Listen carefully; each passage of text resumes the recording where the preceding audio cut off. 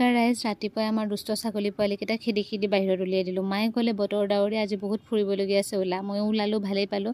এয়া আমাৰ ঘাইঘৰৰ মৰম লগা কপৌকে পাহ। ওচৰৰ আইতা এজনী ঢুকাইছিল, তাকে খবৰ ল'বৰ কাৰণে মাহঁতৰ লগত ময়ো ওলাই দিলোঁ। চাহকাপ খালোঁ। চাহকাপ খাই আমি পালোগৈ ব্ৰইলাৰ ফাৰ্ম চাব। ওচৰৰে ভাইটি দুজনে মিলি নতুনকৈ ব্ৰইলাৰ ফাৰ্ম এখন খুলিছে, তাকে চাবলৈ বুলি আহিলোঁ। সিহঁতৰ ক্ষুদ্ৰ ব্যৱসায়টো নিশ্চয়কৈ ভাল হ'ব। ইমান অকণমানি মৰম লগা পোৱালিকেইটা হৈ আছিল, দেখিয়ে মৰম লাগিছে। তাৰপাছত পালোগৈ আমাৰ বৌহঁতৰ ঘৰ। বৌয়ে ধুনীয়াকৈ একাপ চাহ খোৱালে আৰু এয়া হৈছে আমাৰ বৌৰ শাকনি বাৰী। তাৰপাছত পালোহি তিনিহঁতৰ ঘৰ। চাওকচোন ইমান মৰম লগাটো হৈছে, সি ডাঙৰেই হ'ল। সিহঁতৰ ঘৰত এখন পুঠি ভাত আছিল, পুঠি শুনিলোঁ। শুনাৰ পাছত আমিও বুট মাহ খালোঁ। খাই মা মই আকৌ ওলাই দিলোঁ আমাৰ ভণ্টি এজনীৰ ঘৰলৈ। তাই মেট্ৰিক দিছিল।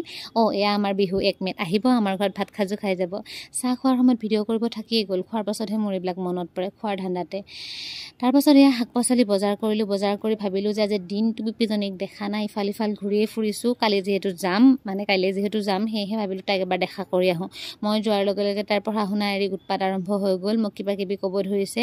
তাইও হেনো মোৰ লগত যাব, মোক আহিব নিদিয়ে। তাৰপাছত কিবাকৈ বুদ্ধি কৰি মই ঘৰলৈ আহিলোঁ আৰু আজিলৈ ইমানেই।